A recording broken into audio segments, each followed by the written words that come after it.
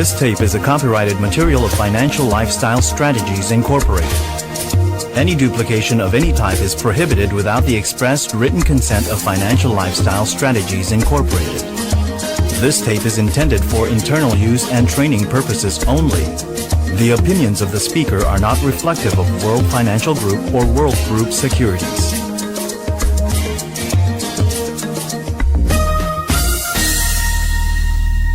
What I want to do with you, if I can, is I want to take you in the field. And my biggest, so if I could get, we're going to use this table. If you guys could bring these chairs up here. If I could get, Jen, you're going to be my trainee, and Christine and Dan, you're going to be the married couple we're seeing. Were you guys interested in seeing this, yes or no? Yes. Okay, let me tell you what I would do if I had an office full of people. You know what people's greatest fear is? Dan, if you'd open your manual to that trust, respect, customize thing and put it on the Elmo. Put it on the Elmo. If you could pull that up, Pete, what we put on the Elmo so everyone can see it. Let me tell you what I think the number one thing in our business is, and that is going in the field. I can't field train everyone in my business, but I think I'm one of the better field trainers in my business. Do you feel that way about you? Yes, sir. MDs, do you feel that way about yourself? Yes. Okay. We got it. Okay. So what I find is that I can't field train everybody. So once a month, my focus is that I get up in front of my base shop once a month and take the whole team in the field with me, just like you're about to see right here. I probably want to be where Dan and Christine are, so I can get up and move. So I want to once a month do a role play. I'm a huge believer in role play. I learned over the years to not just talk at everybody hour after hour after hour. Our teammates like me love to hear the sound of their own voice. They love to give speeches. They love to move people. And 99% of what you move people to go do, they don't do. Until they do it, physically do it, they will never go own it. Okay? So the difference between showing and doing. So I want them to watch me do it and then do it with me. Does that make sense to everybody? Yeah. Okay, now, next thing that I realized was, I'm just going to, if you have a pen, Dan, I'm going to use your pen. The next thing I realized was two things. Let me tell you how the field training experience works in our business. This is copious note time, okay? And I'm glad we're on tape. Two things that have racked my brain forever. Number one is what I know, the whole key in getting the transaction done with the client is that I'm edified and introduced properly by the person I'm training. It's 90% of the battle. If Jennifer introduces me properly to this family when we get there, whether they're in the business or think, just so you know this, if you think, well, internal consumption sales are easy, you don't even sell everybody that joins your business, so that's not true. It's not easy. You still need to know how to do it. And here's why. I recruited Dan, but Christine's skeptical as all get out about this thing. So I better be able to overcome objections. I better be able to talk. Okay, so the whole key thing is how I got introduced by Jennifer to this family. Does that make sense? The second thing that's racked my brain forever was how do I get a duplicatable turnkey presentation done in the field? And what I find is I've never been able to do it. It's like that story that whoever talked about, you tell the first kid, by the time he gets to the back, it's different. No matter, even if you watch it. Number two thing I find, write this down, great presentations ask questions, they don't make statements. But what happens is when you're new in the business and you get nervous and you put a lot of pressure on yourself when you go in the field, you start wanting to make a series of statements. Give a presentation, i.e. that flip chart that Frank showed you earlier. It's just too many statements. I mean, it's not that you shouldn't use that, but a great presentation asks questions. If you say it, they defend it. If they say it, they own it. So I got to get them to say things. Does that make sense? And then there's another challenge in the field I've had. First, to get them asked questions. Next, to make it duplicatable. Third is, this is what's hard, and you've all struggled with this, including me. When we go in here, am I giving a recruiting or a selling presentation? Well, we are, but we usually don't. And so, typically, your presentation, doesn't it, John? You would say over the years, even you and I, as much as we say that, we do go on to presentations where it's selling. So I wanted to find a way where we really did both at the same time. And so, what I know about recruiting is, I'm looking for people looking for me. Okay? So if I can ask the right questions in the beginning that sound like both sorts of questions, they'll elicit the responses I need to know of which way to go in my presentation. Okay, that's next. Next thing I discovered, I'd go in on a presentation with Jennifer, and even if we went on 5 or 10 field training periods, the first time I give my presentation, Jen thinks I'm awesome. You've heard these stories before. If I give the same presentation next time, she's seen it before, doesn't she? And she starts to think she could do it. But the fact of the matter is, that really isn't what happens. Even after 5 or 8 presentations, most recruits don't think they can do what you're doing, because it just looks like so much memorization. It's like, how do you remember all of that stuff? So most recruits are intimidated by just a verbal presentation. The second thing that happens is, I'm certainly not going to recruit this guy if he thinks I'm that brilliant by giving this rote from memory presentation. So I wanted to do something where Jennifer, literally it was paint by the numbers. All of our big leaders will tell you, you got to simplify to multiply. And if what I do is so sophisticated or so pretty or so memorized, it never occurs to him as a Marine that this is what he'd do for a living. But if he sees me physically do something he could see himself doing, then we got a shot at recruiting him. Make sense? Yes. Okay. So what I'm going to show you is what I call, and I'll call this shot, I believe 100% of the people should convert the beginning of their presentation and teach it to be what I'm about to show you. But as you watch me do this, I want you to think about, boy, this could recruit and sell at the same time. When you're going to get a big financial plan from somebody, you have to get them dreaming and asking questions about their dreams. Isn't that what great financial planners do? It's also what great recruiters do. The question in my mind is, I want to get them financially independent. What I need to be thinking is, it's the same presentation. I'm going to decide about 10 minutes in which product I'm going to use to solve their issues, whether it be the business or a financial instrument or both. Does that make sense to everybody? Okay, so Jen, we get there. When we go over to the appointment, a couple notes about being in the field very quickly that you need to know. Number one, Jennifer drives me, the trainer, to the appointment. I don't drive her, even if I got a $90,000 car. Why does she drive me to the appointment? I'll just answer the questions for you. She drives me because there's a little bit of an unconscious thing that can happen if because Christine is Jennifer's sister, and Christine's married to Dan. They're sisters. If I brought Jen into the business and I drive over there and we get out in my car, unconsciously it tells that family I'm using Jennifer to get to them. In some cases it tells them that. Okay? But if Jennifer brings me, it unspoken says she's bringing a friend over. And I inherit all of her credibility, her trust, and my credibility simultaneously. Also, on the way over, I want to be asking Jennifer a bunch of questions about Dan and Christine so I can build rapport with them. And I can know a little about their background. And also, I'm going to role play driving over with Christine how she's going to introduce me. We're going to role play it 3 or 4 times until she gets it right. Does that make sense? Because the whole presentation is predicated on how she introduces me. If she introduces me as the doctor, the expert, the guru, the genius, they're going to listen real close. If she introduces me as a salesman or a neutral or thanks them for the time, then I got to work uphill and like if she was to introduce me and say, you don't have to do it the wrong way, but if she was to say, hey, Dan, Christine, I know how busy you guys are with business and stuff, and you know, it's just awesome that you take this time to help me out here and listen to what Ed has to say. Ed, go ahead. Is that a good introduction? So now Dan's checking me out, but if she introduces me the way she's about to introduce me, it's a whole different environment, isn't it? Okay, so Jen, we'll sit down here, and then you have this thing up on the screen, and you'll see. Now, by the way, when you first hear this, it's a little hokey, a little corny. Do it anyway. Do it anyway. Do it exactly the way I'm going to do it. Okay? And leaders, this is the sort of stuff you should be doing at your meetings. It provides value, and guess what? People want to come back. You don't have to beg them to come back to your meetings. They come back because they're going to miss something invaluable. She may say, listen, the sole reason I got into this business was Ed Milet and what he's able to do for our family, or one of the main reasons I got into this business is what this company is able to do for me, and Jeff is one of the top trainers with this company. I'm really fortunate to have him here tonight with me. Does that make sense to everybody? Okay, couple notes. We're sitting at the kitchen table, which we wouldn't be sitting this close to each other normally. It's kind of weird. But, isn't it? Especially with a big guy in front of you. But notice how we're sitting. I have Jen here, and I'm here, and they're directly across from us. Why is that important? In one visual view, I want them both looking at the trust they have for her and the credibility I bring as the professional. I inherit that together. Does that make sense to everybody? I don't want Jennifer sitting over there on the corner where somehow they don't see us together. I certainly don't want Jennifer sitting next to her friends where it looks 3-on-1, and now I really look like the salesman.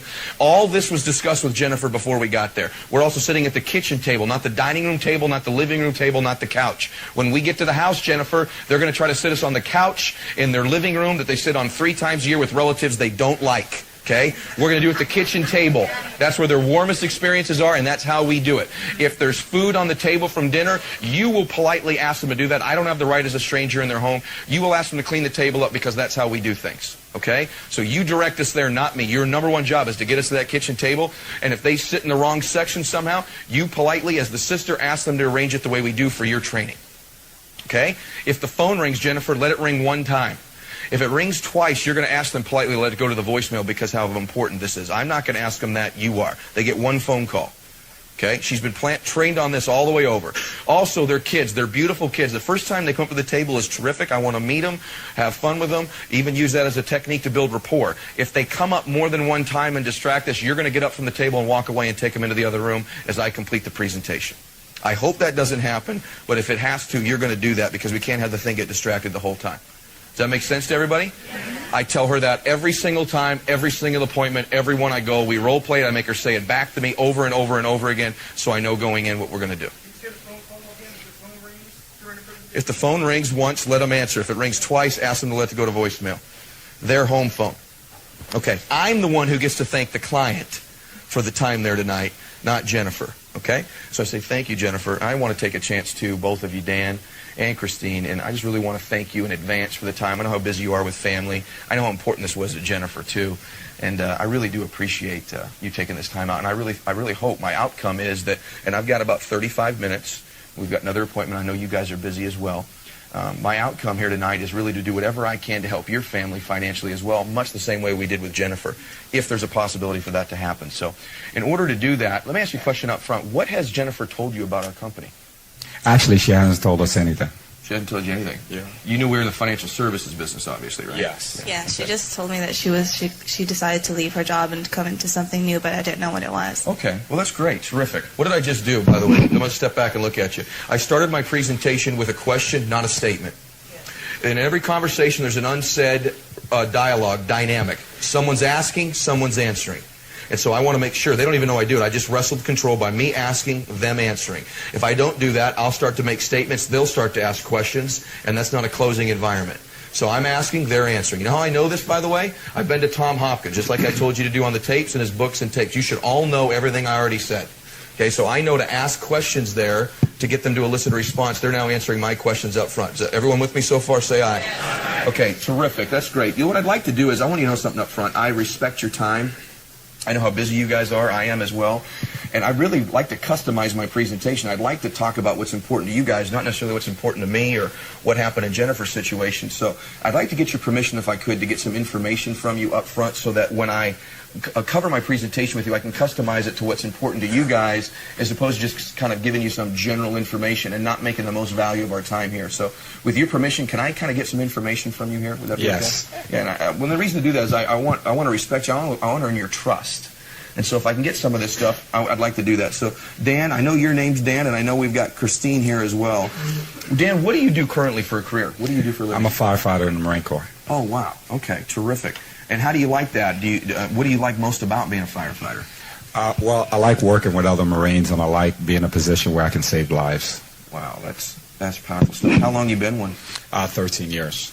Wow, that's interesting. That's a long time. 13 years as a firefighter. Yes. What do you not like about it? Just curious. I don't make enough money. Really? Money's Yeah. important to you. Let me ask you a question. If I could show you a way to potentially make more money, but you could still remain being a firefighter, would that be something that would be of interest to you? Yes. Okay, I'll make a note of that then. Okay, so that might be of interest to you. Okay, terrific. Do you love being a firefighter, or do you like it? I like it. You like it, so you don't love it. Okay, terrific. That's awesome, man. And I'd probably talk about other firefighters that are in our business and as a client. So I say, okay, terrific. Christine, what do you do? I'm in sales. You're in sales. For who? Do you mind me asking? Yes, for a company called Tradeway. Tradeway. Mm-hmm. What do they do? What do you do? And what do you sell? Well, what we do is we bring merchandise from overseas, and I market them to companies like Target, Walmart, Kmart, and so on. Wow, that's awesome. So it's a big job. Are you real busy with it? Yes, I travel a lot. You do, and I know you guys have 2 kids. Is it important to you, Christine, at one point, if you could, to stay home with the children, or do you prefer to be out, making something happen in your career? Yeah, I plan to stop working in about 5 years. You do. So, just out of curiosity, if I could show you a way to do that sooner, and maybe stay home a little bit sooner, but maybe have the same income you have now, would that be something you'd be open to looking at? Definitely. Okay, well, maybe we'll talk about that a little bit. Okay, terrific. So, do you love what you're doing, or do you like it? I love to travel. Okay, you love to travel. Mm-hmm. Okay, so if you could travel without the work part, would that be better? That would be excellent. Yeah, that's great. We just had a chance. Our company just took, as I was telling Jennifer, we just got back from a trip to Hawaii for 2 weeks. Wow, I've never been there before. Oh, it's beautiful. Well, we got to get you there. You got to be talking about that. Well, Yeah, that's why Dan. we're talking about. One of the reasons it's important, I think, what we're doing here is sometimes it's important just to have the whole world stop for maybe 30 minutes and just kind of take a look at what's important to you. We're all so busy with career and kids and those things. We never really sit down, just step back and look at what's important to us. And so I think maybe, if anything, this will serve valuably for you there. Let me ask you both this. Of all your goals for your family, I ask you both this. Are you making all the money you need to achieve all these travel goals and other goals that you have for your family right now, your job? No, not at all. Not even close. So it's important to you to earn more money then at one point. Okay. What's the likelihood in the next, say, 5, 6, 7 years, Dan, of you earning enough money being a firefighter in the Marine Corps to support all these things you have with her staying at home? It'll never happen. Won't happen. No. And how does that make you feel? Not good. Not good at all. Yeah, that's something that maybe we need to fix. You certainly don't want to go the next 5 or 10 years living like that if we can help you. No, not We at all. will. Open question. What's the most important thing to you in your life? Is it your health, your home, education, family? Would you agree with that? Yes. Family, so your kids. And what are your children's names, by the way? Justin and Brianna. Okay. Justin and Brianna. How old's Justin? Justin's 13. He's 13. What about Brianna? 9. 9. Wow. You guys don't look old enough to have kids that age. What about any other things important to you? Christine, you said travel's important to you. Any hobbies or anything like that? Dan, are you a golfer or do you work out or anything like that? Work out. Yeah, I work out. You do, you work out. So these other things are important to you, but the most important thing to you is family. Yeah. Okay, to really customize some things, I'm going to ask you something. What are some of the most important goals or dreams you have that cost money for your family? What are some things you guys have talked about that are dreams? For example, you have a beautiful home here. Is this your dream home or is there another home? What are some of the things that like that cost money that are important dreams for you guys? Actually, I want a mansion. You want a mansion. A Bentley. Well, slow down, bud. Okay. So you want a mansion and you'd like to drive a Bentley. You have expensive taste. I like Yes. that. Where's the, what's this mansion look like? Have you ever thought about that? Where it would be? Yes, I wanted, actually, I would love to have a house in Beverly Hills. In Beverly Hills. Okay. At How least big would it be? 10,000 square feet. Oh, you thought about this stuff. Yeah. Okay. Very cool. Bel Air, 10,000. actually. What's that? Bel Air. Bel Air. actually. So we're going to move neighborhoods. Okay, we're going to go right over to Bel Air. I like your taste. Very good. And you said something about driving a Bentley as well. Is that okay with you if you had the money to drive a Bentley, ideally? As long as I had my SL. Gee, you guys have... Okay. So we got an SL Mercedes. Do you guys, just curious, do you talk about these things? Yes, all the All time. the time. You do. Interesting. And what you're doing now won't get you there, you said earlier, right? No, not at all. Okay. All right. It goes without saying, then, if I can show you a way to get that done, you'd want to get after it. Most definitely. Okay, terrific. What other things? What about education for your kids? College Yes, funds? we want to pay that. Have you funded college funds for your children yet? Not yet. You've not done that yet. Okay, so we need college funds for your kids. How about retiring someday? Is that important to you guys? I have a 401k. You do. You have a 401k. Okay. We'll talk a little bit about that maybe in a few minutes. And I've got a retirement plan, too. You do? The military is going to give me 40% of what I Forty- make today. Okay. And can you live on what you're making today? No, No. So you're going to get 40% of what you can't live on today. exactly. Okay. Okay. That's terrific. So college funds for your kids. Where would you like to travel, Christine? You said these places you want to travel. You said Hawaii. Hawaii is one of my dreams. Okay. I also want to travel to Europe. Tahiti is a big thing. The Greek islands, maybe. That's one of my dreams, too, to go there. Cancun. I don't want to rub it in, but I got to tell you, we've been to all those places through the business. You know, when I got started here, a lot of the same things you guys are talking about was important to me. My wife and I wanted college funded for our kids. We wanted the nice cars and all those things. I just wasn't earning the money I wanted to at my job. And I was looking for an opportunity really to change my family's life. And I found that here. I'll tell you a little bit about it as we go here. But let me ask you a question, Dan and Christine. Of all these things we've talked about, what do you think you need to be earning annually to support that lifestyle? To have the SL, to have the mansion, to have the Bentley, to travel to Hawaii when you want to, have college paid for. What do you think your annual income needs to be going into this household? At least, yeah. $500,000? At least $500,000. $500,000. And is that going to happen between being a firefighter and working in sales where you are now? No. No. Okay. So how serious are you about maybe making an adjustment and getting after something like that? Is that something you'd be open to? Yes, Yeah. I'm extremely serious. How many times have I asked him? 3 times. Okay. So at the Marine Corps, if I was to ask you, when are you going to earn that income to live your lifestyle, you would say what? Never. Never. Okay, never. Do you see what's happening here? I'm getting them to tell me they will never make their dreams come true, and I'm getting them to tell me what their dreams are. If I told them all these things, it's rude, and they would defend it. By eliciting this information, they offer it. As he says those words, there's things going on you're not thinking about, like what he's thinking about how it's never going to happen. And he's thinking about not having the Bentley, and she's thinking about wanting to go to Hawaii. And those questions elicit unconscious questions that are going on in their minds as we stir things up. And I'm careful to tell them I can do it for them. I'm telling them, would you be open to do it if I could, Eric Carter? That's what I'd be doing. Okay? So, if your job or profession right now, being a Marine Corps and being in sales, won't allow you to realize your dream life, what's more important to you? Staying in your current job or profession or making those dreams come true for your family? What's more important? Making our dreams come true. Okay. Good answer. I was hoping you'd say that. Okay, so if I could show you a way to potentially earn the income, you'd want to take advantage of it. Yes. All right, very good. Listen, that's why I decided to get into World Financial Group. And then what I would do here, because I don't have time, in the interest of time, I'm going to tell them my 5-minute story of why I got into World Financial Group. I was working at a group home. My wife and I had just recently gotten married. I loved what I did. I was working with kids. I was making a difference. I was really contributing to people. But the fact of the matter was I would never have any of these dreams come true. And other things, just like time with my family and peace of mind and being able to coach Little League and all these things I wanted to do for my family, there is no way that would ever happen for me. And so when this came along and a friend of mine presented it to me, I jumped all over it. The same, very similar situation to what you guys are in, I was in, and I took advantage of it. And then I'd tell them what's happened for me.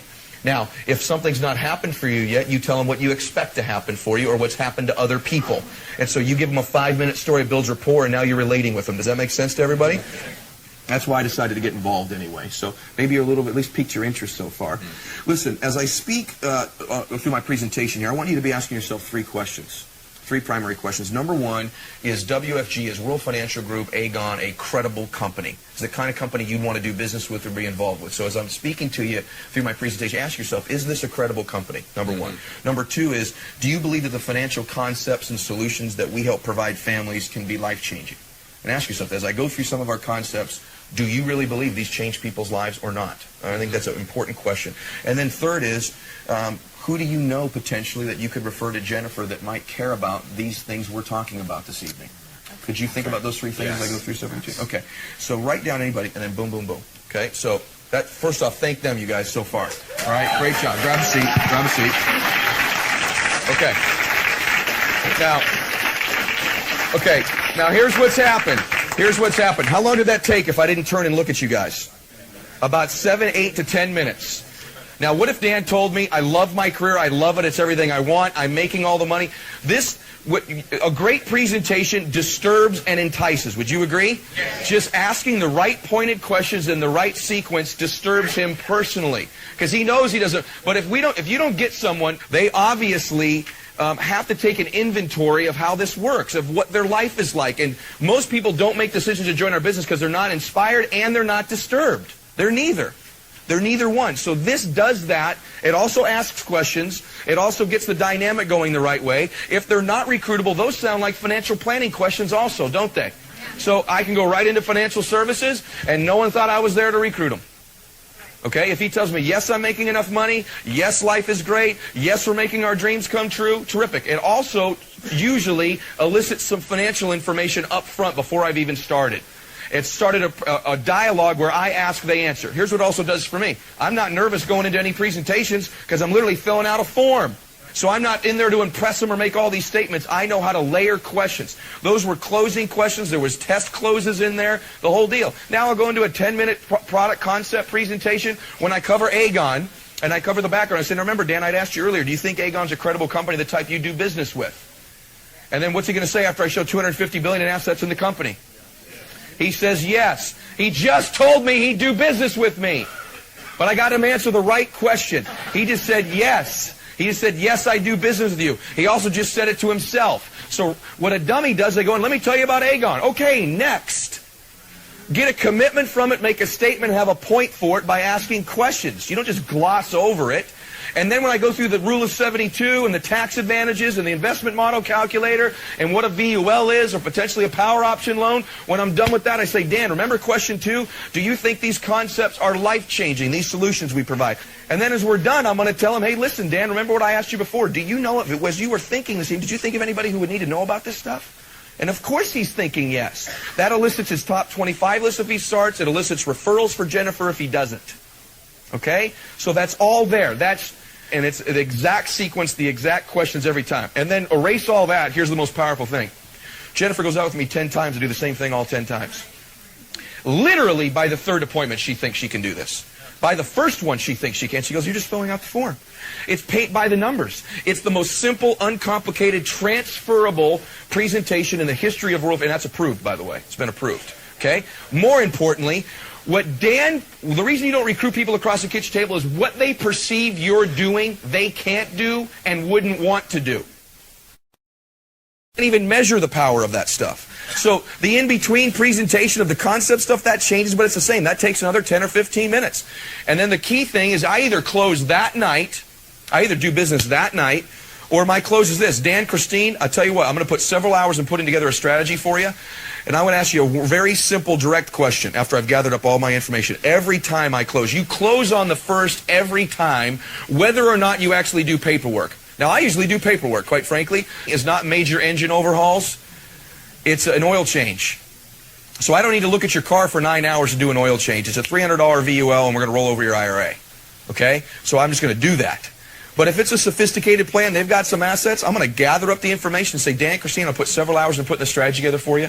If when I come back, Dan and Christine, if when I come back, if I put a plan together that's better for your family in every way, of course, you're the judge of that. But if your judgment is that this plan is better for you in every way, do you see any reason whatsoever why we couldn't get started implementing your program when I return? Terrific. And I'd like to do that, and I get the date set up and closed. Literally what I said there, implementing your program, not starting your investment.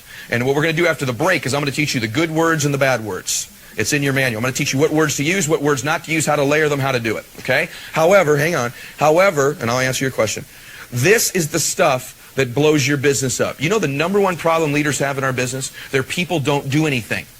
Their people don't do anything because they don't know how to, and they don't think they can get a result. Okay? But I think if Christine sees me do this 10 times, by the 6th time she's going, this is a no-brainer. Okay? And that's the exact, there's a sequence and a psychology to how I layered the questions. Okay? So that's important. The sequence and the psychology of how it's layered is important. But I got to tell you something.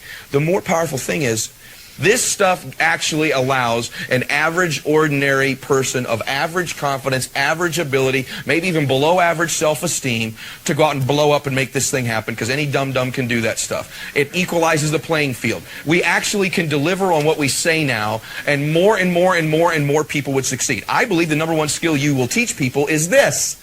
That's the skill. And then what I'm going to teach you after lunch for a while on the words and how to layer them and how to ask questions, which is very easy. And let me tell you how easy it is. I say the same example. My son is 2 years old. He barely speaks English, right? He says by probably 50 words. But he can say every single song of the Wiggles my son knows the words to. Every single song. The wiggly part, he literally, before the things come up in shows, starts saying them before they come up in the tape and the DVD. Do your kids do that?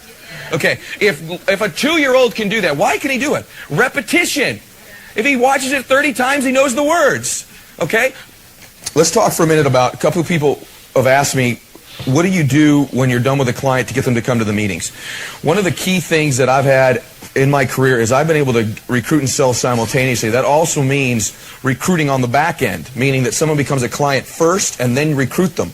And that's happened as well. It's not the preferred method of operation, but it certainly happens. How do you get clients to come to meetings? I also, at the same time, think I can help solve maybe your mortgage complication issue, and what I'm going to offer to you as a solution here. So what we do, and at least what I've taught for years and years and years, when I'm done with the plan, and this would require, by the way, that your first impressions are decent, like your office as well, and that your people are dressed sharp.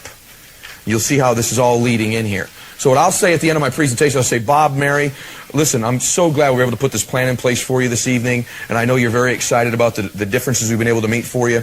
You know, a couple things. First off, when we first talked earlier, we had talked about the fact that you might be open to some different solutions in terms of supplementing your income or making a career change to make all these dreams come true, because I think it's great that we've put this plan in place, but clearly at $300 or $400 a month, we're not going to be having you go to Tahiti and Hawaii and Europe, all over the world doing that. And you were doing business with some good companies. You had your insurance with MetLife and your investments were with Fidelity. Let me ask you a question. Did those agents ever invite you down to their office and you met their colleagues and you're able to check out their facilities and their technology and things of that nature? Did that ever happen for you? And what's the answer to that question? No. And I'll say, listen, one of the things I'm very big on is that I only know where you are, but you know where I am. I'd like to invite you. This Tuesday night, we're having a money seminar at my office. And you'll be able to come down to our office. I'd like you to meet some of my colleagues, see our technology, know where I work, look at our facility, be able to tell everything you need to know about me. At the same time, we're probably going to have 50 or 60 other people there that evening, and people feeling good about their decision, not having buyer's remorse. And I said, also, the last 20 minutes that night, we're going to have a career seminar. And they're going to talk about different positions with our firm and compensation, ownership, unbelievable package we've got. And I don't know whether you'd be interested or not, but I definitely think you should stick around for that portion of the seminar. It's just an extra 20 minutes. And I think what will happen that night is, one, you'll know where I work, you'll see our facility, you'll meet some of my colleagues. I think you'll be impressed. You'll meet other people who are doing what you're doing. You'll be able to get some of the concepts I talked about with you reinforced in the meeting that evening. Remember, the meeting's going to tell them exactly, the speaker's going to confirm what you said in their home. And at the same time, find out about some of the positions we've got in our expansion plans, because just by sitting here with you guys, you'd be unbelievable. I know you'd blow up in our business. You'd do tremendous things. I think you're exactly what we're looking for, and I think it makes sense you come down there. Which of the next Tuesdays can you make it? And they'll say, well, this Tuesday. I'll say, terrific. I'll have Jennifer come pick you guys up, blah, blah, blah. By the way, we had talked about also our mortgage program, and I know I didn't want to get into that on the first or second appointment with you, but we've got a guy at our office named Bill Jones who's he's a mortgage expert. He runs our entire mortgage division, and I know I can get an appointment with you to set up with him at 6 o'clock on Tuesday night. You come down and do your mortgage appointment with him, and then stay over for our money seminar and career night. Does that make sense? Great. So the way I've always done mortgages, when I did them in the practice company and here, is they all came down Tuesday night to do them at my office, so my mortgage guy could do them back to back to back. I stayed completely out of it, almost like it was another division, so that this mortgage not getting done or taking a long time or, you know, not coming out the way they thought it would not jeopardize the securities and insurance business I had done. We own a mortgage division. He's a great guy. He's a sharp guy. I don't know a lot about how all that works. It kept me out of the paperwork. I'd get my 25%. I don't need to be greedy and get half. I'd rather do 20 deals and get 25% than 3 deals and follow them all the way through and get 50%, and also jeopardize my securities business. What most people do in our thing is they start off with mortgages or they package them together, and in my opinion, this is just my opinion, mortgages close at a rate of probably 30% of the people you talk to. VULs can be closed at 98% of the people you talk to. You begin to subject your securities business to the sales ratios of mortgages. What I find in our business is that people use words that scare the heck out of people. Let me take you through a couple of them. Because you're in the business, you'll use words like BFS, WFG, upline. You'll use words, VUL, that no one else knows what they mean. Mozone. All these goofy things that come with our system begins a part of your vernacular and not theirs, and it alienates them because they have no idea what you're talking about. So this is my leader. In the real world, people don't introduce someone as their leader. They don't say that. This is my branch manager. This is my great friend. This is my mentor. Leader sounds like you're in a deal. This is my upline. Now you really sound like you're in a deal. I got AMAs, recruits, all these words you use instead of new associates. You may not think that's a big deal. I think it's slightly a big deal. Is it huge? No. Should you be careful about it? Yeah. You have anybody leave because they go, what's this upline? You ever anybody do that? You have anybody leave because your deal looked a little bit goofy to them in the meetings? Now you might say, well, those just aren't our kinds of people. Almost blew me out. Only reason I stayed is because I knew the guy who was doing the meeting really well. But I saw these name badges and people, I was thinking, oh, okay, I know what this is. So you got to be careful not to look like one of those things. So this is not my leader. This is my mentor. This is my personal business coach. And something like that. Okay. All right. Let's go through some of those words for a minute. If you got to learn. You know, I think it's just being careful what you say. Word one. Are you on this where it says cost or price? A lot of times you're closing a sale. Say, let me tell you what it costs to get started with us. Let me tell you what it costs to get started. Let me tell you what it costs to get a code number. Well, I think it's better to say your total amount to begin working your way to financial independence is only blah, blah, blah. Total amount. So the total amount to fill out your AMA is. Total investment is okay as well. Cost or price is horrible. And same when you're closing a VUL. Down payment on your VUL. Would you like to make a down payment? The better way to say it is to get started with the best current scenario of protection for your family, your initial amount is only. Initial amount. When I close a VUL, your initial amount is only. Monthly payment. Let me tell you what your monthly payment's going to be on this VUL. I'd rather you say monthly amount. Your monthly amount for continuing toward the achievement of your goals is. Now, Is this very complicated? No. What you do is about once a week or once a month with your leaders, you role play this stuff back and forth, and it becomes a part of the way they talk after you do it a little while. Okay? If you do it a little while. That way, you know, by the way, even if this doesn't help, here's what happens. Your new associates think it helps, and it gives them more confidence to talk to people because they think they've learned something. Even if it doesn't work. It does work because it causes them to take more action. Contract. Let's fill out your contract. A better word is agreement, maybe paperwork. Let's draft up our feelings on the paperwork to see if going ahead even makes sense. When I've got a client who's kind of giving me a little bit iffy, I'll say, look, let's draft up our feelings on the agreement here and see if it makes sense. Okay? If I know that, let me just say this. If I know how to do that and you don't know how to do that, I will inevitably start to make more money than you. You won't see it in 6 months or 8 months or 9 months, but you'll see it over 2 or 3 years.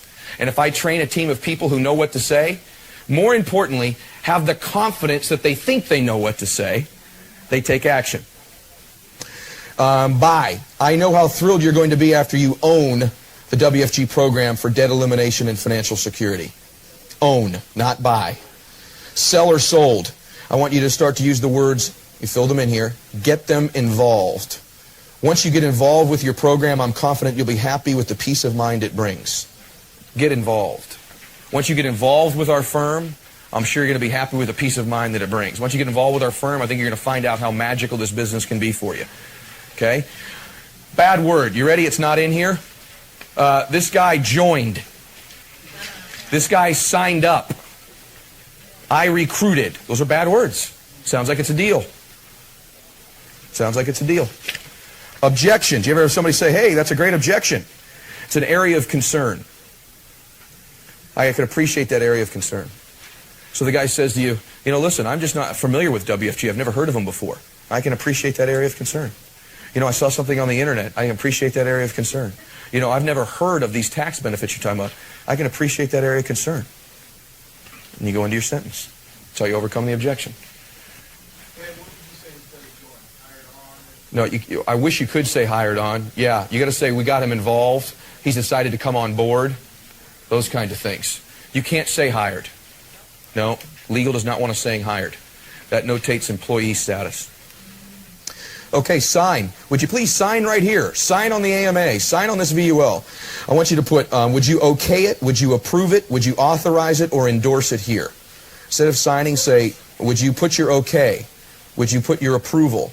Would you authorize or would you endorse? With your approval right here, we'll welcome you to our WFG family of happy clients and thus begin your journey towards financial independence. Sounds hokey, huh? I say that all the time. If you'll endorse this right here, we're going to add you to the happy family of WFG clients. Doesn't that feel good? And sometimes I'll even make fun of what I just said. But I'll use those words. I struggle with this one. I can't say, here's the deal. Let me tell you about our deal. I actually say that, and I want you to change those words to opportunity or transaction. Number 9, you'll be so thrilled to have taken advantage of this opportunity that it is so good for your whole family's financial future. And opportunity in the context of becoming a client is a good word. Opportunity in the client of the business is a bad word because everybody calls it an opportunity. I got Bill involved in the opportunity. Okay? That's involved was good, but Bill joined and signed up. I've actually had people literally use these words with me. Joe has sponsored 3 people this month. Okay? Those are bad words. Okay? Okay, pitch. I want you to put presentation. I'm confident at the end of my presentation you'll be excited about what WFG does for families like yours. Problem is challenge. Our goal is to eliminate any challenges you may envision as we discuss World Financial Group. Challenge. When you're dealing with a recruit and they're very upset about something, you say, listen, I can appreciate some of the challenges you're having. The word problem notates something totally different with them. Okay? Boss or manager. Our leaders are readily available to answer any of your questions you might have. Our mentors, leader or mentor. In this regard, it's okay. Customer, families we served. Families we served instead of customer. We have thousands of families we serve right here in the local community. That's something you should always be dropping into your presentations, your other customers. 14, prospect, future client, or future associate, future colleague. It's always such a pleasure to meet with future clients like you. I look forward to sharing with you all the benefits that WFG has to offer. Could this be a weekend boot camp you could put on with your team and teaching them these things? Bet your tail. Okay, appointment. I was hoping to pop by and visit with you regarding something exciting our company is providing people in the community. Visit. Appointment is very serious. Sounds very like you're going to go see a dentist or a doctor. Okay? I want to pop by and visit. Powerful word is pop by and visit. Seems so non-committal, very easy to agree to when you're setting up your visits, your appointments. When you're setting that up, ask your recruits to start to use words like, hey, when can we pop by and visit with you for a half hour? Very easy to do. Just boring you? If it is, let me know. 16 is agent representative. My job as your representative is to help you get on solid path to debt elimination and financial security, then to stay there for the long haul. New recruit is new business associate. New business associate. Okay. You with me so far? We're going fast because we're going fast. Okay. Let's take a look at the next page. It says recruiting sources. What are your recruiting sources when we recruit? Existing client base, we've talked about that. Family, former co-workers, former classmates, church fellows, social friends, and referrals from all of the above. What is some of the key phraseology to use with friends, business associates, and relatives? Okay, this is what Rob was talking. This is essentially the help me script. Because I value, fill in value, because I value your judgment, I am hoping you will give me your opinion about a business venture I'm really excited about. That's contacted their market. That's what I should have said to my Uncle Greg. Uncle Greg, because I value your judgment, blah, blah, blah, blah, blah. I should have said that. Instead of it, I tried to set up an appointment. Because I value your judgment, I'm hoping you will give me your opinion about a business venture I'm really excited about. Key phraseology to use when you're retail recruiting. Hi, you have a really nice way with people. I'm curious, are you reaching all your financial goals working here? Potential future client says, well, thank you. The reason I ask that is the firm I represent is in an expansion mode. We're looking for quality people to take advantage of an exciting opportunity. Would you be interested to know more about it? What's the opportunity? Because you're working right now, this isn't the time to go in depth. However, if you give me a number and a time that I can reach you when you're not working, maybe we can arrange a visit so you can see if our firm will be a good fit for you. You role play that with your people? Do your people know how to prospect? I don't think I'd be interested. I understand. Here, let me give you my card. You might note that I wrote thank you on it, and I guess I'm thanking you in advance for the chance for hopefully the opportunity to someday discuss this exciting career opportunity with you. Please give me a call anytime if you'd like to know more. Okay? How to approach past clients from previous non-competing businesses. So a lot of you have been in previous businesses. You're going to recruit people that are in previous businesses. How do they go back and see those clients? Okay? How to approach past clients. Dear Bob, it was my sincere pleasure to serve your painting needs. Something exciting has happened in my life, and because you're a valued client, I would like to share it with you. I have recently been accepted as an associate of World Financial Group. Is that a powerful sentence? This company is one of the largest and most prestigious companies in the financial services field. It is my responsibility to offer my friends and clients the latest and most innovative ways to increase their financial security. There's too much to tell you in a letter, so I'll be calling for a time when we can visit. I thank you in advance for your time. Sincerely, Dave. Now, why would you want that? One, it's a professional letter that sets the right tone. Let me ask you a question. You get a new recruit. They mail out 10 of those letters. What do they have to do since they've mailed the letters out now? They got to make calls. So the more I can compel them to take that kind of action. Now again, these are one of these things most people probably won't implement, and they should. Because it would require a system and it would require some time. It's just easier to get up and scream or motivate. Just easier to do. Okay, I know because I did it. Sincerely, Dave. Recruiting at social events. Do your teams ever ask you how you do these things? It's all right here. You're welcome. Recruiting at social events. When meeting someone new, ask questions, the answers to which will tell you if they are an 8-pointer. After name introductions have begun. Hi, how are you tonight? Potential client. Fine, thanks. How about you? Great. So do you live here in the community? Do you live here in Diamond Bar? Yes, we live over on Euclid. Oh, we're in Montclair. I'm curious. What business are you in? I work in software design. That's a field that's really growing, isn't it? It's booming, all right. I could work 20 hours a day and not catch up. What do you do? By the way, that's exactly how that kind of conversation goes. If you ask somebody what they do, they're going to tell you, and then what they always ask you next? What do you do? That's how you open up the conversation. What do you do? I guess you could say I show people ways to make and save money, and in doing so, I locate and place people for leadership positions within my company. PC, really? How do you do that? Smile. I'm always on the lookout for people who might enjoy the benefits of what I do, and if you'd like to know more, why don't we exchange cards so I can send you some information? But you ain't going to send them nothing, are you? What's on their card? Phone number. Powerful, man. Powerful if you teach your people to do this stuff. That's why it's in the book. WFG rep. They may say, well, I don't have a card with me tonight. WFG rep. That's okay. The form I present is in expansion mode, so I'd like to discuss it further with you. What number can I reach you at? I'll make a note of it and call you in a few days. This is the Wiggles, by the way. You practice this stuff 10 or 12 times and you know all the words, just like Max does to the Wiggles songs. Okay? Suggested telephone presentations when no letter is sent. Hi Juan, this is Ed, Milet. How's everything going? Juan, the reason I'm calling is that I'm in the process of starting a new business and possibly making a career change. As you know, this is a major decision, so I'm hoping to get some feedback from a few people I respect. Juan, you'd help me out by quickly looking at the company and then giving me your opinion, wouldn't you? That's what a new recruit is calling in their own market without sending one of those letters. That's the help me script Rob Day said earlier. Just with all due respect, you should not be looking at me like right now like you've never seen this before. That scares the hell out of me, to be honest with you.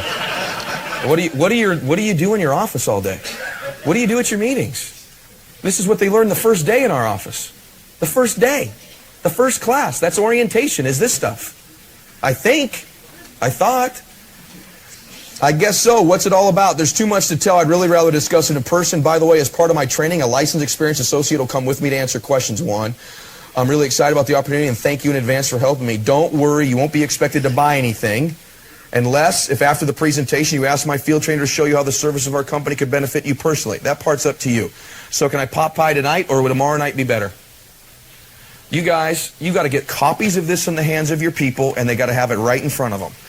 And then they got to learn it so they don't need it in front of them and you'd blow up.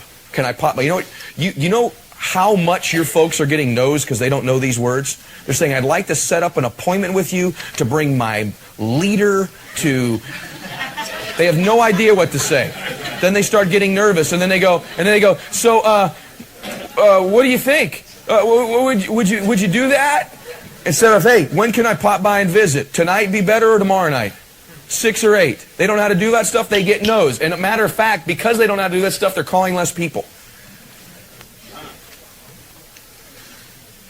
So I'm going to pop by or tomorrow night be better. You think you're going to get this once in a while? Well, tell me a little bit more about the company. Sure, Juan. The parent company is Aegon. It's one of the largest financial companies in the world. It's a Fortune 500 firm listed on the New York Stock Exchange. We specialize in asset management, focusing on reducing a family's debts and creating a total strategy for retirement and financial independence. As a part of my training, a licensed, experienced associate will come with me to answer any questions. Juan, I'm really excited about this opportunity, and thanks in advance for helping me. So can we pop by tonight or will tomorrow night be better? How long will it take? We're somewhat flexible. However, because I can appreciate the value of your time, Juan, I'm confident maybe a minimum of 30 minutes will be fine. If longer is required, that'll be up to you. So can we settle on tonight or tomorrow night more convenient? Do you see what I'm training my associates to do? Constantly close. Your folks don't even know not to ask open-ended questions. They don't even know not to do these things. When can we meet? That's a smart question. I don't know. When do you want to meet? Well, you know what? Matter of fact, I probably should talk to Sally, and she's at the park with the kids. So call me tomorrow. We'll set it up. And your guy goes, okay. And then they tell you, hey, I've got an appointment. And then it erodes. Do you understand? Anyway, okay. Well, we don't want to buy anything. Juan, all I want you to do is take a look at the company because for me to consider a possible career opportunity is a big decision. Right now, all I want is your opinion. Later on, if something excites you as much as it has me, you want to take advantage of it, that's fine. Does that sound agreeable? Great. What would be better? Can we pop by and visit tonight or tomorrow night? Be better. Your people need to know this stuff. And at minimum, they at least need to have it in front of them. And let me say this to you, it says I'm on tape. I don't know what else you would do at your meetings other than this. What else is there to do? You know what I mean? There's an hour and a half while they're there. Now, now Christopher Schleiman, does he need to go through this training? No, he's in another room with the licensed agents, isn't he? But the new person needs this. That's why you can't put them both in the same room. Christopher may need to get chewed on a little bit. Huh? What's going on? Let's make it happen. The new guy don't need to hear that crap. He thinks you're a nut. Christopher might need to stay till 10:30 or 11. The new guy shouldn't. We wrote the scripts the way they ought to be said verbatim, with years and years and years and years and years and years of practice and years and years and years of what I learned from Hopkins, in the sequence and the exact order they should be said. Then I wrote for you what I believe to be the 3 or 4 objections people give you and what exactly to say when they give you that objection to overcome it. So you ought to know how to do that, and you ought to teach on it. And if your leadership doesn't support that, you ought to do it anyway. This is one part of the meeting that I will not say default to what your leader tells you, because I just know that I know that I know that I know. Okay, why do people buy? There's 5 reasons why people buy. Want to know what they are? Number 1, or A, they buy for security. People buy for security. Security. Number 2, peace of mind. C, status. People buy for status. People buy because of a need. And E, keep up with the Joneses. Which is why if Jennifer comes over and says, you won't believe what they did for us, and look what we're doing. Her sister's going, and I know the 2 sisters, so I can tell you for sure this would be true. Oh, she doing that, is she? Well, I'm keeping up with my sister. Is that true, Dan? Keep up with the Joneses. 5 reasons people don't buy. Want to know them? A, fear. B, indecision. C, procrastination. D, they weren't asked. They were never asked. What happens is someone goes in and makes a presentation with statements instead of questions, and it's just too odd at the end of 45 minutes of statements to start asking major league questions like buy something from me. Instead of asking questions, getting answers, asking questions, getting answers, asking questions, getting answers, little yes, little yes, little yes, little yes, yes, yes, yes, yes, yes. Ask the last question, yes. So they're not asked. Is that true, Kevin? They're not asked. No, knowing the 5 reasons people buy and the 4 reasons people don't buy, you should tailor your presentation around making sure those 5 things that people need to buy something exist in your presentation, and the 4 reasons people don't buy are removed in the presentation. So should you address procrastination and in any objection that could exist on an appointment? If you bring it up first, it doesn't exist. If I walk into the home in a pink skirt and a bustier, okay, and I bring up the objection before they do, I take it away. I say, listen, I know you must think I'm crazy because I have to dress like this evening. Bob and Mary, believe it or not, what happened was we had a bet in the company. And I ended up winning the bet. The number 1 guy in the company they're going to pay a bonus to, so they paid me this bonus, but it required me to wear a dress for 3 nights in a row on appointments. But I was the top producer in the company, helped more clients than anybody in the company. That's why I'm wearing this. Now, even if it's not a good answer, because I brought it up, they go, oh, okay. And I can go. Okay? Okay? So you got to take objections away before they exist. A smart person in their presentation, when I say presentation, I'm talking about a recruiting presentation. I'm talking about the thing you saw here earlier. A recruiting and both presentation, there's objections. You know why people don't buy WFG? Procrastination, no one asked them to, fear of insecurity, all that stuff. That's the reason they don't buy here. Okay. Qualifying as to their needs and motivations. Master the needs formula for qualifying. What are the needs formula when you're qualifying a prospect? Okay, N. What do they have now? You can tell who's been to Hopkins. What do they have now? What do they enjoy most about what they have now? Past hot buttons are things they'll want to enjoy again. Our proc will have to have something better. What was the first question I asked Dan? What career do you have now? And then the next question I asked him was, what do you like most about that career? Because past hot buttons will indicate future hot buttons. So this is not just for selling a VUL, this is for selling a recruit. By the way, that's why you wouldn't want to mess with that form. There's a reason why those questions are in that order. Okay? Okay, next. You saw me ask Dan this. Next. What do they want to alter about what they have now? What don't you like about what you have now? What would you change? Our product, service, or career opportunity should help them achieve what they'd like to alter. Next thing you need to know. Who is the decision maker? If we are fortunate to structure a financial program, this is a beautiful sentence. If we are fortunate to structure a financial program that satisfies your needs, who other than yourself would be involved in the final decision? I can't get over how often I will see people do what I call one-leggers. And that is they go into the home and the husband is there and says, listen, I make all the financial decisions here. My wife doesn't need to sit down. Or the wife goes, he's running a little bit late, but I'll relay what you say to him. If you're being trained by me, I just politely say, that's no problem. I understand that he's not here. I'd like to reschedule with you so that we can do it in front of both of you. I do not do appointments in front of one or the other in the field. Ever, never, ever. I've done it 3 or 4 times, and it never worked right. Okay? Okay, next. I think we're on S. As a World Financial Group representative, I have the ability to research and analyze your needs to find the right solution. Ooh, how have you been to Hopkins? I'm yelling at the wrong group. Qualification, monthly commitment. I love it. Watch this. It's a great close when you're done gathering up data. Got to teach your people this. Charlie A. uses this one. Juan, Michelle, many of the people who have gotten involved in our program. Is that a great sentence? Gotten involved in our program have been able to invest as much as 10 to 25% of their gross monthly income in their financial independence and debt freedom program. Those on a limited budget invest around 5%. Juan and Michelle, which percentage do you feel most comfortable investing? Not what do you want to invest, how much? Alternative choice. Okay? They'll usually give you a number around 10%. You say, well, terrific. Combined income is about $7,000 a month, so that's about $700 a month. Is that about correct? I'll say, terrific. You know what? To make this thing comfortable on us, why don't we make it about 5? We can always go up. Let's just start with a smaller number that you're really, really comfortable with. Does that sound good? Great. Delivering a dynamic presentation. Never forget, anything you say or do at the table is nothing more than preparation for the final closing of the product sale or getting the recruiting paperwork commitment. This is so important because this is something I'm very conscious of. From the minute I sit down, I'll read it to you again. Everything you say or do at the table is nothing more than preparation for the final closing of the product sale or getting the recruiting paperwork commitment. Why is that important? I'm conscious that when I sit in front of you, when I'm giving a BPM, a client, or recruit, everything I say is leading to an end I already have in mind, my clearly defined outcome for this engagement.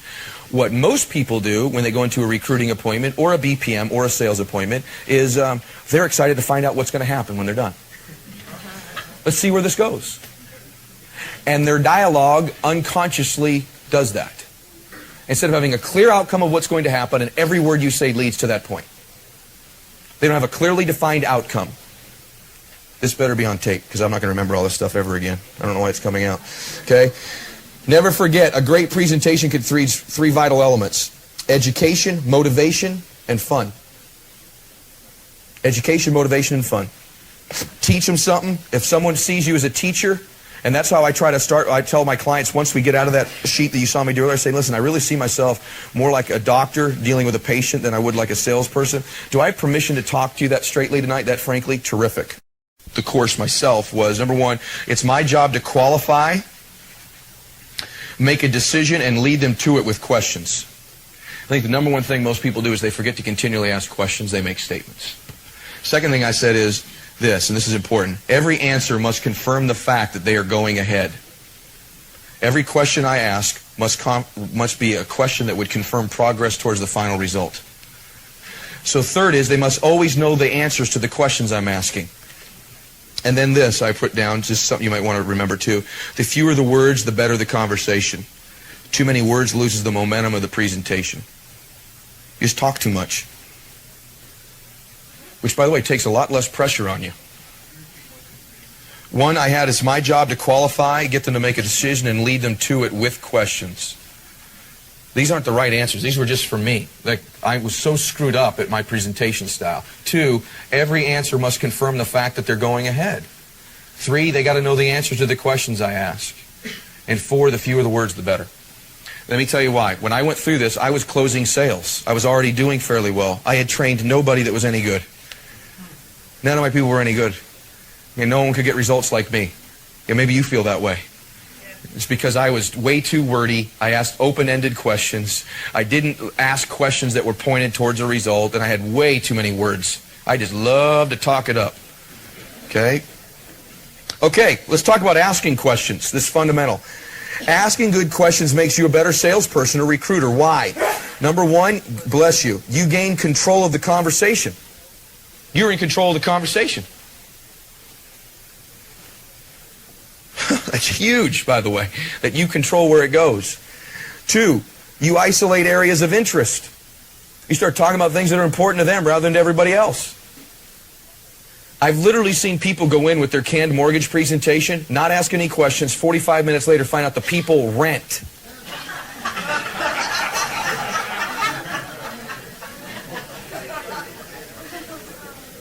Three, by asking questions you receive minor agreements.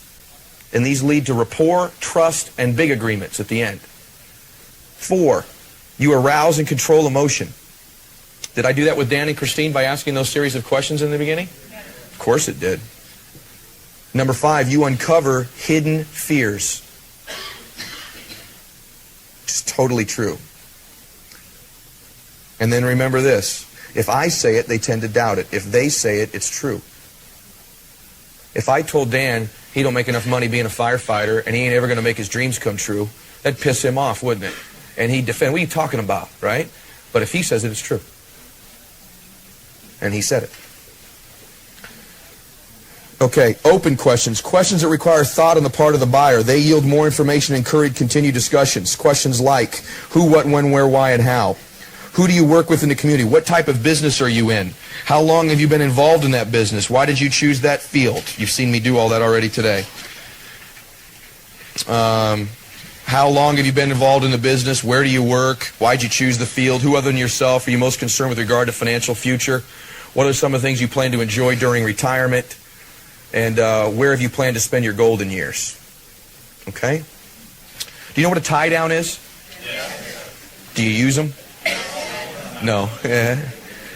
A tie down is a question at the end of a sentence that demands a yes, doesn't it? No more than 2 tie downs in one sitting. Here's what I find. People start using these tie downs and the client goes, oh, he's closing me. Isn't he? Okay? So, Juan, Michelle, getting out of debt and saving money just makes sense, doesn't it? It's anything like doesn't it, wouldn't it, couldn't it. You're open to looking at a way to generate additional income for your family, aren't you? Do I say oftentimes that makes sense, doesn't it? I say that. It's always a question. It's always a question. Just learn to say aren't we, don't we, wouldn't we, shouldn't we, couldn't we, shouldn't you, all that stuff, okay? Now, you can use a tie down 2 ways. So when we're closing, like I asked Dan, I said it definitely makes sense to do this, doesn't it? Okay, you're constantly getting to say yes. It leads someone to say yes, doesn't it? You should use this, shouldn't you? You'd be better for it, wouldn't you? Okay.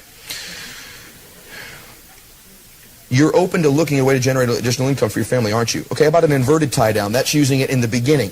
Putting the tie down on the front for more warmth. Juan, Michelle, doesn't it make sense to get out of debt and save money? Okay. It's putting it in the beginning. Aren't you open to looking at a way to generate additional income for your family? Alternative of choice. Close. That's a question with 2 answers. It's either blue or red. It leads for a minor agreement leading towards a major decision. Best to use time of appointment, location, install date, type of investment, money amounts. I have a Monday or Wednesday evening open this week. Which of these evenings looks better to you?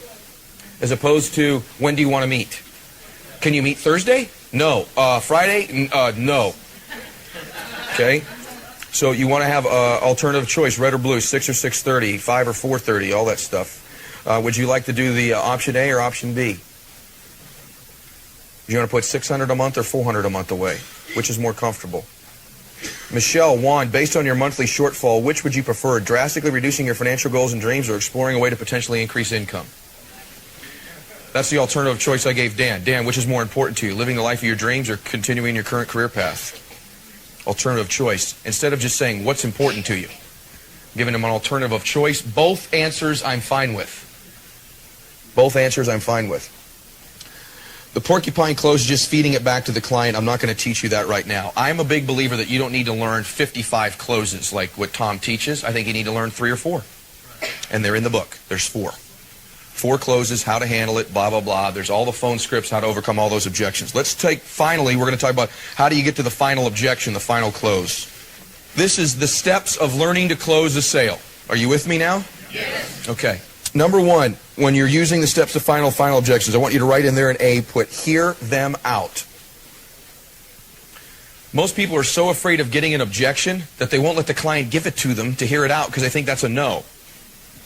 If you get a client who just goes, let's go, that's someone who don't keep it. Okay? They should ask you a couple questions. Okay? They should ask you a couple. Hear them out.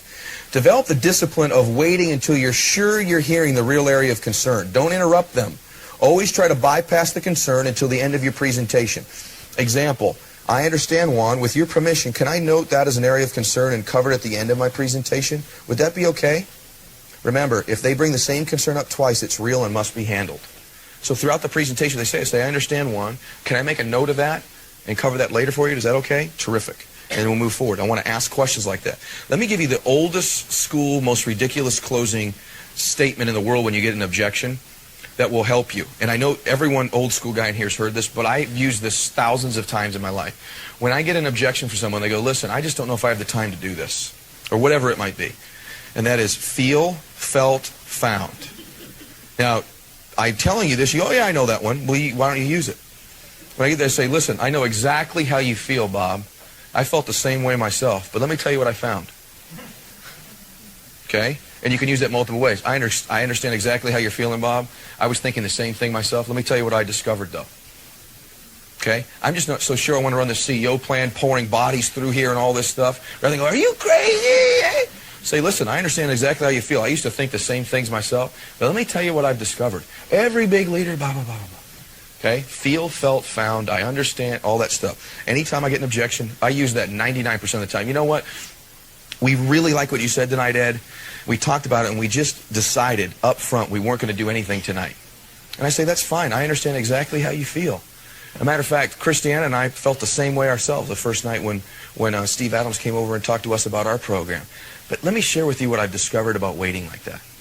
And I get full permission to close them. And after I do it, does that make sense? Terrific. So I don't want to defend them. When your client throws a punch at you or a recruit, they're throwing a punch, the natural reaction is to punch them back.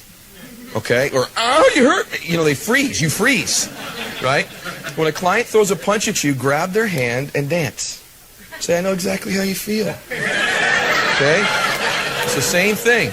Okay? I felt the same way myself. Develop the discipline of waiting until you're sure you're hearing the real area of concern. I understand, John, with your permission, can I note that as an area of concern and cover it at the end of my presentation? Number 2, when you get an objection, feed it back. Think feedback when I say that to you, by the way. You'll remember it that way. Restate their concern in the form of a question. That, thus making your buyer elaborate, explain, defend, and clarify their concern. So when they say, listen, I just think it's way too much money. And I'll say, okay, that's fine. I understand how you feel. I felt the same way myself. But can I ask you a question here? When you say that it's it's costing you too much money, can you elaborate on that? It costs too much money how? Or compared to what? And then you let them restate it. And when they restate it, you may find that's not the real objection. It's not really that. It's that they still don't trust you. Okay? So oftentimes, but you know what 90% of the reason someone doesn't buy a VUL from you or a financial program from you is? You know what the objection is? Money. Cost. Cost is 90% of the reason. That's why most people don't get their U4 in. That's why most people don't go to life school. It's cost. It's the expense of it. So knowing that going in, you're going to have to be able to take that away in the beginning. So a lot of times I'll do that. I'll say, listen, in the middle of the AMA, I'll say, listen, sometimes I've got guys in here pull this stuff on me about I don't have the $400 or $500 to get their AMA, and I know you wouldn't say that, but I just want to address this with you up front. I work with a guy, of course you do, blah, blah, blah. He can't give me that objection now. He was gonna, but he's not now. Because I took the objection away before he gave it to me. That's the pink dress thing. Okay? Feed it back to him. 3rd, question the importance. Ask the buyer how important this area of concern really is. Ryan, is this area of concern really critical in arriving at the final decision? So hear them out, feed it back, and question the importance. I'm going to show you how to do it all in order in a minute. Okay, next. Now you can answer the concern. Only now. Answer the concern. Now you must choose from your menu of concern handling and closing strategies which one is applicable at this point. Answer the concern. And last, almost last, confirm the answer. After you answer the concern, you must always confirm the fact that you have answered that concern, or surprisingly enough, the buyer will bring it up later. Now that settles that concern, doesn't it? That makes sense, doesn't it? We've moved past that now, haven't we? Okay? And F, change gears. You must know mentally to take them elsewhere by the mind neutralizing words for changing to a new subject. By the way, all the good ones use that. I found that if I give a quick overview of the complete program first and then come back to the detailed questions later, a lot of my clients' valuable time is saved. That's all right with you, isn't it? Okay, so when we're closing, what do we fear? Hear them out, feed it back, question the importance, answer the concern, confirm the answer, and change gears. Okay? So if someone says to you this, let me show you how I'll handle it. I just think it costs too much. And I'll say it costs too much. I'll feed it back. I'll do all that stuff. And I'll say, listen, Bob, let me ask you a question. I like to isolate objections and say, listen, if money was not the issue, if we didn't have to worry about the money part of the program, if I could handle that part for you, would there be any other reason why you wouldn't want to move forward starting tonight? Okay? Or if the guy says, listen, I want to get involved with you, but you know what, I just don't know that I have the time. I say, let me ask you a question. If time was not the issue whatsoever, if you didn't have to worry about the time aspect, would there be any other reason why you wouldn't want to get started with us? Okay? I want to isolate that objection. Because if I can isolate it down to one thing, and he gives me that commitment, now I have one objection to overcome, which is the money part or the time part. And that's just your overall using your closing statements to overcome that one. But what happens to most people is you just start answering objections rather than isolating them. So I want to get to the final objection. And most times, it's the money. And I'll say things like, listen, Bob, Mary, you said that you didn't want to move forward. Please be frank with me. And I respect the fact that you don't want to move forward. But is it me? Is it the quality of the company, the quality of the service that I would render to you? Is there something about me that you still don't trust at this point? Is that's what's causing you not to move forward? Please level with me. No, Ed, it's not you at all. It's absolutely positively the money. And I'll get to the money part. Most people are unwilling in financial products to admit to you they don't have the money to do it. And sometimes when you talk about how it works, they immediately check out thinking it's going to cost more than it really is. And so they stop and freeze over the money. So you've got to be conscious of that and be willing to object. Say, level with me. Could it maybe be how much it's going to cost? And let me ask you a question. If money was not part of the equation, if we didn't have to worry about that aspect of it, and I'm not saying that we don't, but if we didn't have to worry about that aspect of it, would there be any other reason why you wouldn't want to move forward with the company? No, we love the company. We love the dream. We love what you do for people. We just really can't afford to get it going. We really don't have the time. If they said, I really don't have the time, I say, well, listen, I don't know if we mentioned this to you or not, but we've got a referral program. We can bring you in part-time. And I'd sell them on using the BPM system to bring guests and matchups. Now, it would probably take somewhere around 1 or 2 hours a week to work the business that way. We can all find 1 or 2 hours a week, can't we? Well, I suppose when you put it that way, we could. So terrific. Now that money's not a problem, is there any other reason why we couldn't move forward? I guess not. Well, terrific. Let's get started. So I'm learning to use those questions as I go. Does that make sense to everybody? Say aye. Okay, so you've got a whole manual there full of overcoming objections and all that sort of stuff. There's a whole bunch of, you've considered, oh yes, we say real good. Literally closing questions there of all kinds of stuff. You ever heard anybody say, I've heard of World Financial Group? You ever had that objection? I think you're tired of objections. We're done. There's a whole bunch of them in there, though. Things like, let me just say this to you. Here's what's in here. I've had a bad experience with your company. I don't have the time. I can't take time away from my family. Is this multi-level marketing? I could never sell anything. If it's good, why isn't everybody doing it? I'm not a salesperson. All the answers to those objections are, I don't think I can do it. All of those are in there. Okay, I don't have the time. I don't think I can do it. Is it multi-level? I'm not a salesperson. That's about all the objections you get, right? They're all in there with what to say when you get it.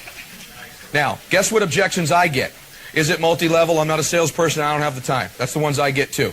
Okay? But I know how to overcome them. It doesn't change. Your people get the same objections. The difference between being a big-time recruiter is knowing how to overcome it. Let's say I talk to 3 people. They all give me an objection. I can't overcome all 3. Number 1, I don't recruit anybody. Number 3, I get 3 rejections in my business. You think I'm going to go back out in the field and get shot again? Yes or no?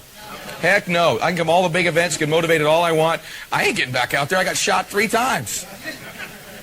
And that's why people quit. So if you want to retain and keep and grow, more than retain, when you retain people, they then go get people. And so they got to learn this stuff. And it's literally, I swear to you, it's complicated when we stick it in for an hour at a whole academy full of other things, but I wanted you to take back the content and get a flavor for how it works. But I'm going to tell you this. If you just dedicate a Saturday once a month or every Saturday to this stuff or whatever with your people or your orientation class, you'll find in 6 or 7 weeks, you got a team full of trained people who are as sharp as all get out. If you want to build a business where you're consistently maintaining a big base shop and promoting MDs, that's how you do it. That's how you do it. And I'm going to add 2 other things to it before we round table here that I want to share with you that I think are critical in you building a big base shop. Number one, the big leaders here are going to be good at this. They're going to be unbelievable at selling the dream consistently and constantly. Selling the dream like crazy.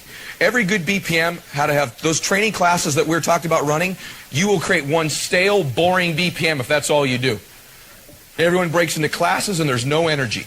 And so what you got to do at the beginning of your BPM that I believe is you got to have a crusade moment. I want to recommend this to you. The way your BPM ought to open up every week is brief recognition. That takes 5 or 7 minutes. Get through recognition, and then every week I recommend you do. Let me tell you how great movements happen in our country right now. It's all before and after. Before and after. Look at Body for Life, that great bodybuilding movement. You all know what I'm talking about? Before and after. You look at these Jenny Craig with her, what's her name, with the big Amanda Nicole, right? Before fat, now she's skinny on that pill or whatever, right? All the things in our country. How about the makeover program? You seen these things before? Before and after. Okay, it's all before and after. Well, what you ought to do every week to inspire your team is you prepare in advance. There's a clue. And then to start your BPM before you break to the classes, you do a before and after client that you guys helped that week. The whole program. Here's this family situation before, here it is after. And if you make that part of your culture every Tuesday, every Saturday, you begin to build a team of crusaders. It's not a part of our culture yet. You begin to build a team of crusaders that go, wow, I can't believe they were that ripped off before. Look how awesome this is. And you just do that 6 or 7 or 8 weeks in a row, and I keep showing up to your meetings and go, damn, this is awesome. After a while, you begin to build people who are in this for the evangelical cause of it. Okay? And people don't leave a movement. They don't move when they become evangelical about it. They do when it's just a business to make money or just a system or just these dead scripts. So you move them. Then you can break off into these classes. And then right before the BPM ends, these classes should last about 35 minutes. Then you bring everybody back in the room again and sell the vision and the dream of where you're going, repetitiously. Where your team, your office, your dream is. Most leaders come up with a vision and a dream, sell it for 1 or 2 weeks, and stop being repetitious with it. So you sell it and sell it and sell it. So our office should be before and after, crusade in the beginning, break to the classes, wow them with the dream, and then break off to close the BPM in the other room. Does that make sense to everybody? I'm going to recommend a book to you called Selling the Dream by Guy Kawasaki. And you ought to read all of his books. One's called Rules for Revolutionaries. He's got a bunch of great books. And lastly, you got to teach them the words. You got to teach them the words. Teach them the words. I promise you, you'll be happy you did. And I want to add a couple notes, and we're going to do our role play, or other stuff. When you talk to people, be specific and be direct. People like people that are specific, and they like people that are direct. Make sure people clearly understand what you're trying to ask them to do. Sell them on them. Here's how you sell someone on doing the business. You got to get to know somebody. And once you get to know them, hear me out on this. Once you get to know them, you're going to find out what their great quality is. Whether it's Dan's unbelievable leadership skills, or Christopher's great way with people, or Guillermo's confidence level, or whatever it is, his sales skills. The way I get people, the number one thing that has to happen in your business is people have to believe they can do it. Okay? So what I do is I find out what's great about that person, and I constantly sell them because of that great thing about them, they're going to be huge here. And I tell them that all the time. So if I'm with Dan, I'll say, Dan, you're going to be so huge here. You're going to be the man. You'll be the biggest guy ever. All the natural leadership skills, all that stuff you bring to the table from the Marine Corps and your leadership, it's going to make you huge here. You're going to be the man. You're going to be awesome, man. I can't believe how much you're going to... Blah, blah, blah. I'm selling him the dream on him doing it, and I'm selling him on something he already knows about himself. That's true. Does that make sense? So then when Dan's in his quiet moments and doubting whether he can do this, he's going, well, he's right. I do have great leadership skills. I probably will make it. Now, if I sold him on something that's not true about him, and it was just general selling him, you're going to be big, all that stuff, he doesn't believe it. But if I find something that's truly true about him, either he's great with people, people trust him, he's got great leadership, he's great at sales, he's so smart with numbers, whatever it is, then I've got a legitimate shot at selling him that he can do the business. That's how you sell someone the dream that they can make it. Find out what's true about them, and I think all my directs would tell you that I was doing that to him. Because I actually believe it. I believe if you build from your strengths, the great gifts God's given you, you'll be huge here.